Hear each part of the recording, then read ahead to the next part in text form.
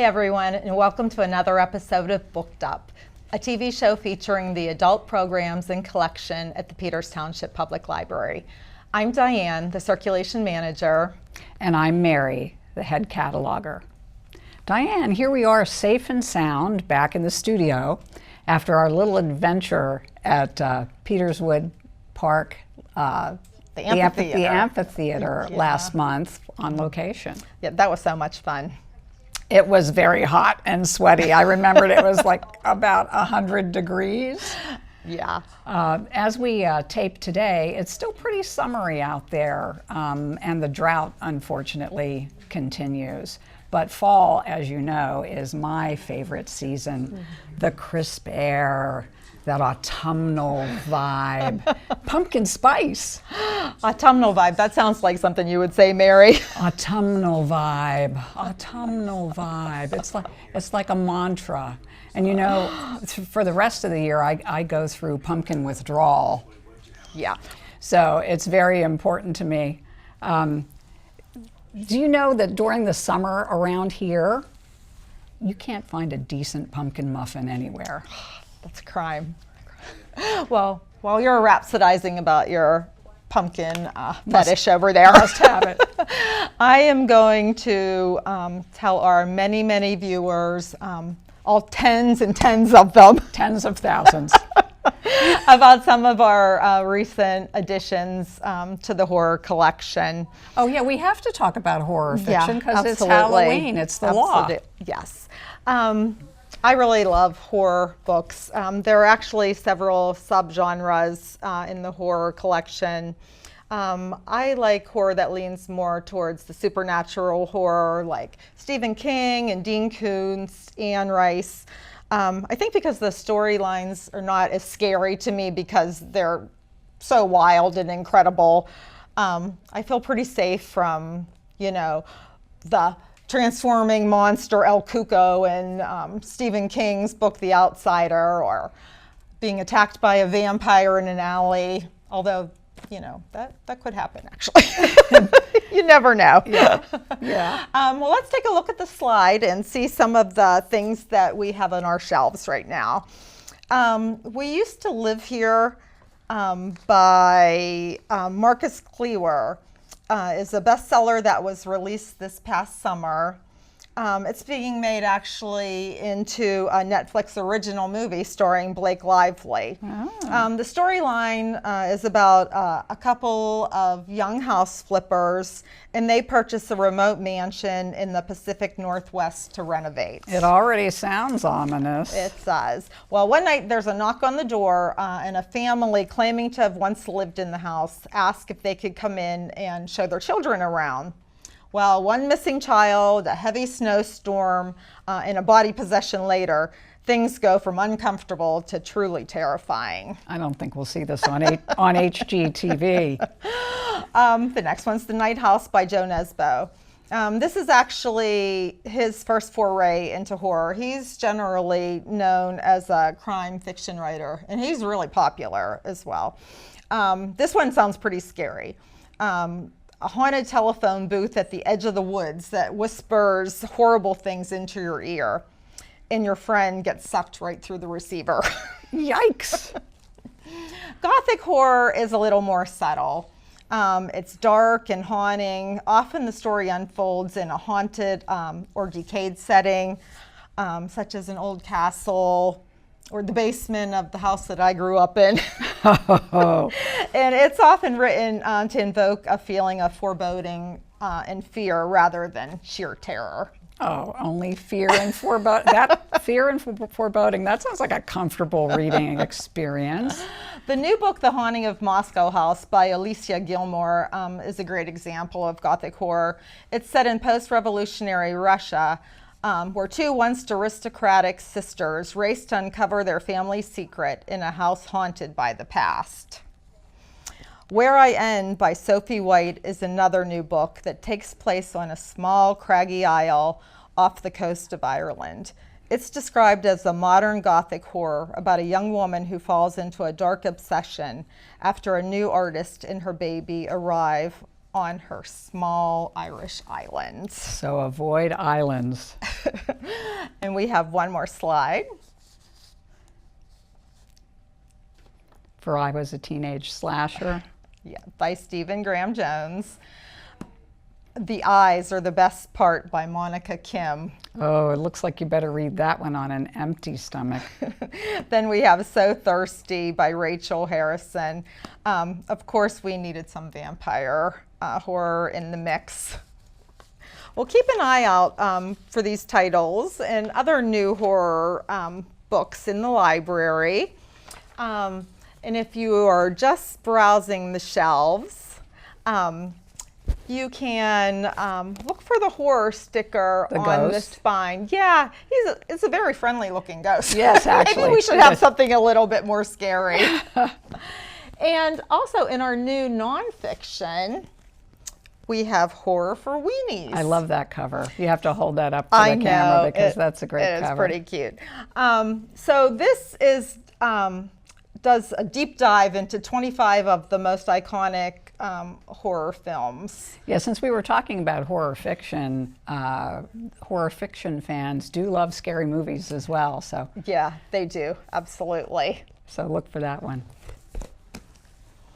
Well, speaking about horror and scary things, why don't we throw it over to Dani and Sydney and see what's new and upcoming. The scariest people I know. In our programs for October and November.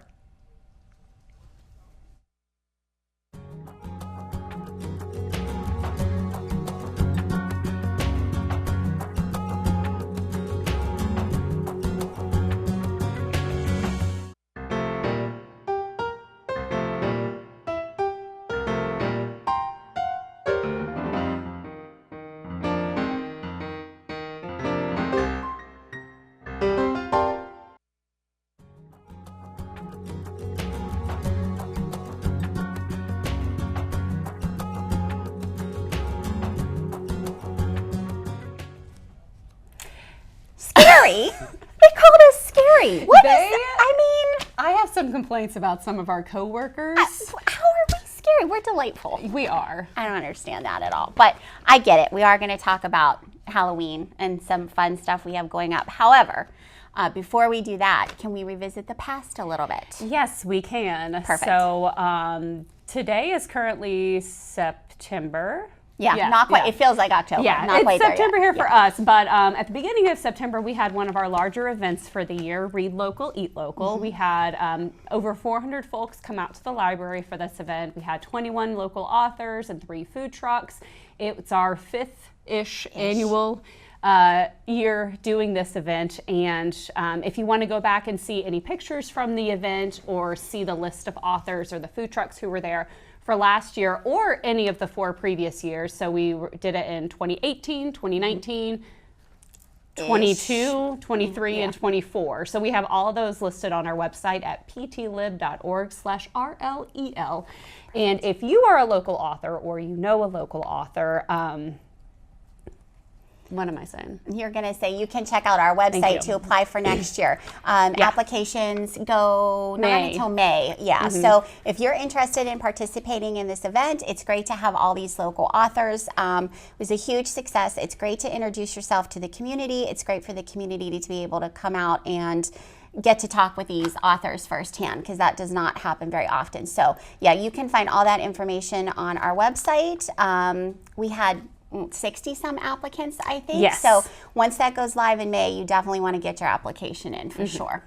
Yep. Super exciting. Fun times. All right, now we can get spooky. Now we can get scary. Spooky fun times. So we are moving into Halloween, and we have another big event. This is our 2nd year doing it. We did it once last year, but it is Booze, Brews, and Books. There we go. It is a mouthful. We're not going to lie. It is a lot to say. So it's an adults only after hours Halloween event. Yes. So up on the screen, you'll see this year's theme, the Midnight Carnival. It is Saturday, October 19th from 7 to 9 p.m. We do require registrations so we can plan and make sure we have enough space for people. Again, adults only. And our vendors this year, we have Monday's Brewing, Repepi Winery and Vineyard, and then Worldwide Eats food truck will be there for the day. We have lots of different activities going on as well. So there will be character artists, along with the food. It is a free event. Those things, the drinks and the food, will be available for purchase. But we will have a popcorn station. We'll have cotton candy. All of that stuff will be free. And then we have character artists coming. There's going to be a scavenger hunt through the library. We're going to be making these super cool Halloween pumpkin crafts. Lovely. Yeah, okay. We're going to be doing that. You're going to be doing potions with Bomb Bash and Early, and we have a couple more possible surprises up our sleeves. So if you're 18 and older, we hope that you will join us at the Midnight Carnival at the library. It's going to be a spooktacular good time. See what I did there? It was So good. good. Maybe I am scary. Yeah. You're terrifying. I know. Costumes encouraged, not required. They don't have to be on theme. It can be anything. We do have a costume contest and little prizes for that. So yeah, dressing up would definitely make the evening. So if you are going to come, we do hope that you will participate and just being on the fun. ptlib.org/booze, BOOS, booze. If you want to learn more and register. Yeah, super fun.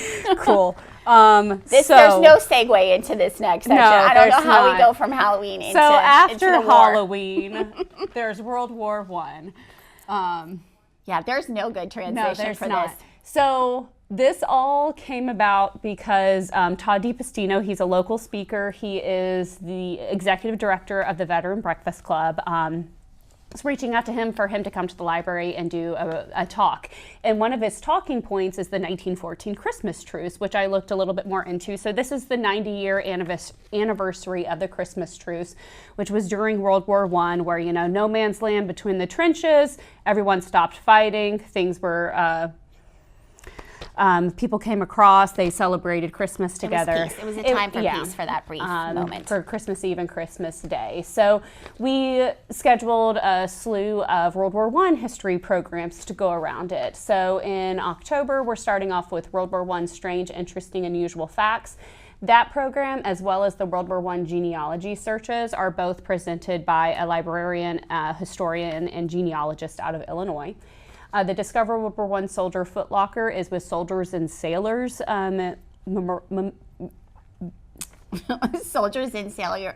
I can't say it either. Thank you. Soldiers and Sailors Museum. So they'll be out there. They'll bring an actual footlocker that has items that were donated to their museum with artifacts from a soldier's life in World War I. And then I'll be presenting the Victory Gardens talk. And then the General Pershing is actually about General Pershing and the foundations of the modern U.S. Army. That'll be presented by Glenn Flickinger, who is also with the Veterans Breakfast Club. He was out at the library in June and gave a talk about World War II Masters of the Air and Air Warfare. Really good program. Why is my job war? I don't know. I don't know how you got on this. And then we're ending with the 1914 Christmas truce. So it's a great lineup. The World War programs, they're very popular at the library. So I think we're going to have a good turnout for this. It's very interesting. They're great. We have great presenters. Yeah. We just had someone out a few weeks ago to talk about the World War II Nazi sabotage attempt on the Horseshoe Curve. So we had 60 people out for that talk.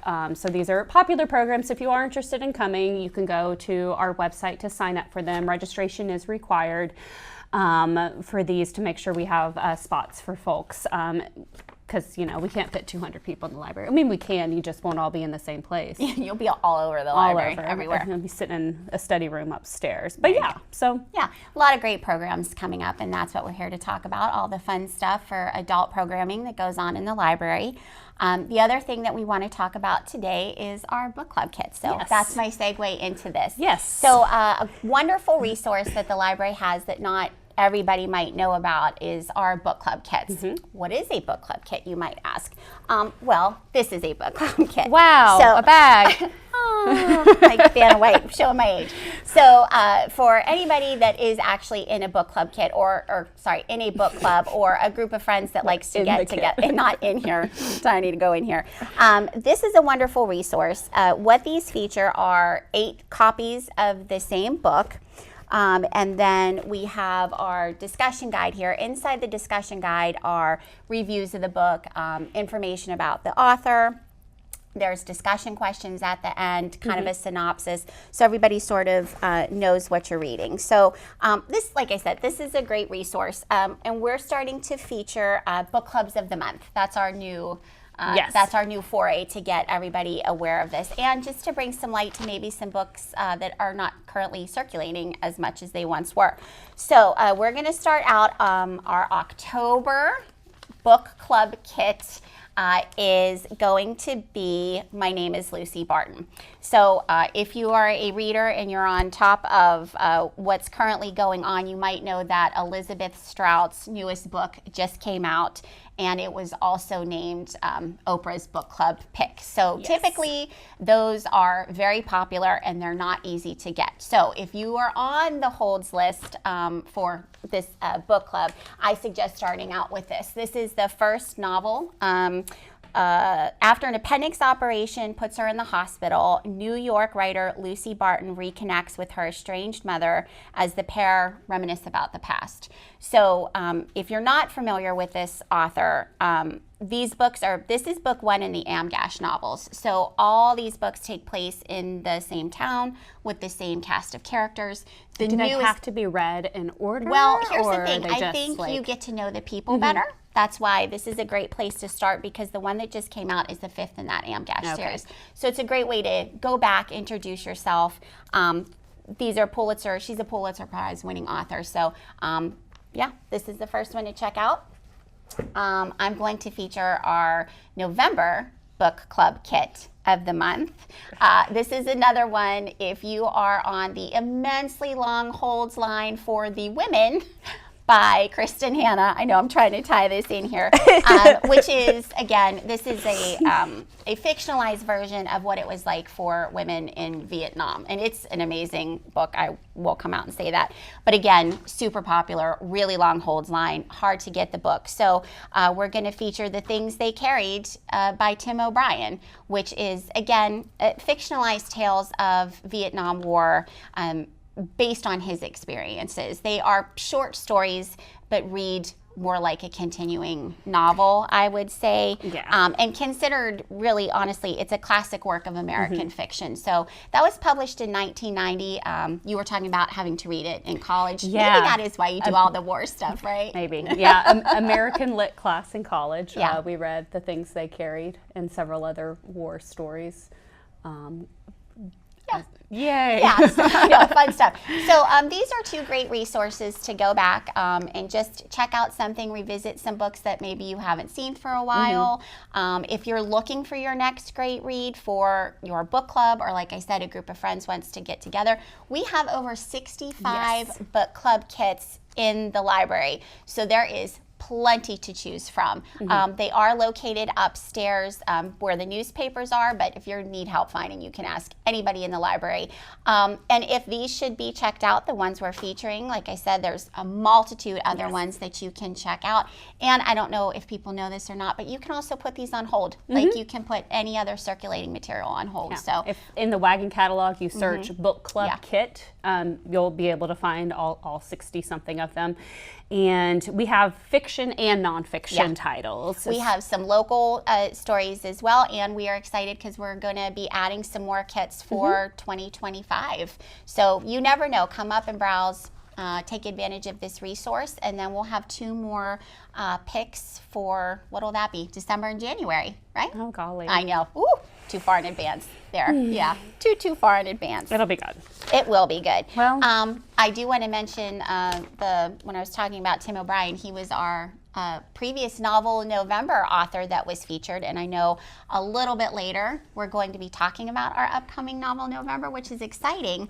But before we do that, we're going to throw it over to the lady with all the knowledge, the queen of the Dewey Decimal System, Mary's gonna talk about a very important topic right now, which is voting. Yep. So we're gonna hand it back over to Mary. Yeah, they can come back. All right. You're mean. Friends and foes.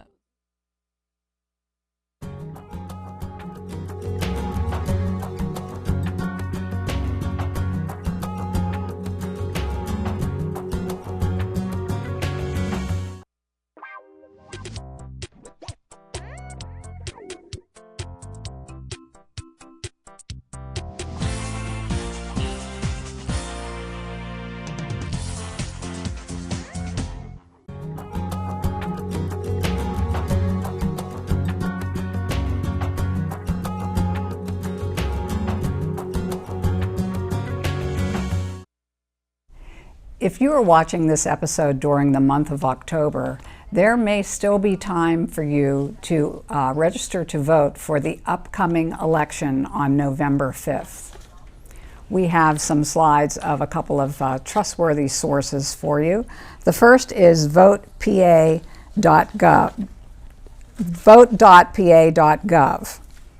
You can register to vote through the site, check your registration status, and find your polling place. And we have here also the registration deadline dates on the next. Note that October 21st is the deadline to register to vote this year. An additional trustworthy source that is specific to our county is www.washingtoncopa.gov/elections. Here you can find the Washington County Elections Office contact information and also a list of who you'll be voting for on the ballot this year. As you can see, it isn't just a presidential election. The Washington County site also has a video demonstrating how to operate the voting machines and specimen ballots you can look at that are specific to your voting precinct.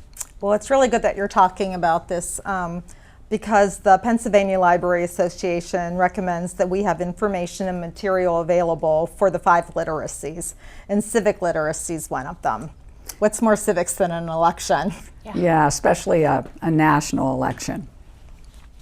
We also have books about voting. Surprise, surprise, we're a library and we have books about voting and voting issues in our library's collection. The first, Campaigns and Elections by Dennis W. Johnson, is a good overview of the challenges facing modern American elections. And then with it there you see She Votes, How U.S. Women Won Suffrage. This reminds us that women have only had the right to vote for 104 of our country's 248 years. Maybe that's a source of a problem. Yeah, I would 21 say. elections. Yeah. And what president are we up to? Yeah, I know. We display a lot of books about the suffrage movement during Women's History Month in March, so you can find out more about that then. And then next we have One Person, One Vote by Nick Seabrook, which covers the history of gerrymandering and why it is such a threat to democracy. Why the Electoral College is Bad for America by George C. Edwards outlines how the Electoral College works. It's a mystery to most Americans, and how it contributes to minority rule in America. And the last one, Every Vote Equal. This is a compilation by various authors. It profiles a state-based plan for electing the president by national popular vote, and how to do this without having to go through the lengthy constitutional amendment process. So kind of an end run around that process to eliminate the Electoral College. You can find these books and related titles in the nonfiction stacks upstairs at the library, and wait for it, at Dewey Decimal number 324 and 323.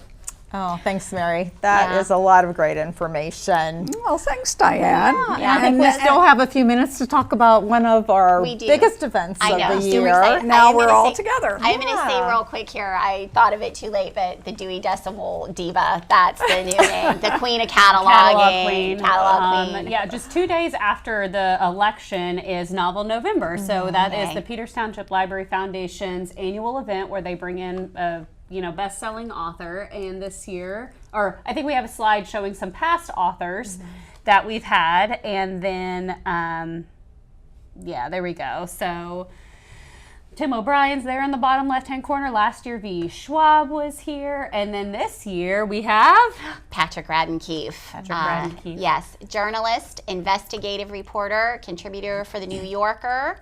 So written excited. 5 books.